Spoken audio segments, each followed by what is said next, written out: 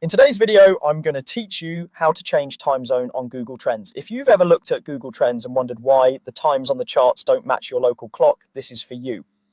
So the key thing to know is that Google Trends ties its time zone to the country or region you select, so you won't find a separate time zone toggle. Instead, you'll change the country and the time zone will follow automatically. Start by opening your browser and going to trends.google.com. You don't need to sign in for this, the setting is available to everyone.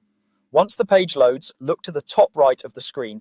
You'll see a country selector, often displayed as a country name, a flag, or a small globe icon. This control sets the geographic context for the entire site, including language conventions, top trending topics, and, most importantly for us, the time zone used to label charts and results. Click that country selector.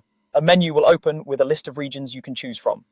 Pick the country or region whose local time you want reflected in your charts.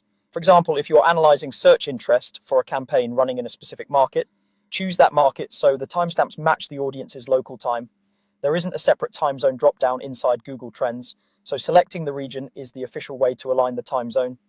As soon as you choose a new country, Google Trends updates site-wide. The time axis on charts, the published timestamps on trending searches, and any time-based comparisons will shift to the time zone associated with the region you selected. That's all there is to it, no extra confirmation needed. If you switch back to a different country later, the time zone will update again automatically. A few quick pointers to help you work smarter. Choose worldwide if you want a neutral global perspective, understanding that Google applies a standardized time reference for that view. If you collaborate with teammates, make sure everyone uses the same country selection so your timestamps and trends line up during reviews. And when you share or bookmark a trends link, the region you selected is typically preserved in the URL, which helps keep time zone context consistent when others open it. That's the entire process. Go to trends.google.com, click the country menu at the top right, change the region, and the time zone updates automatically. Simple, fast, and accurate for your analysis.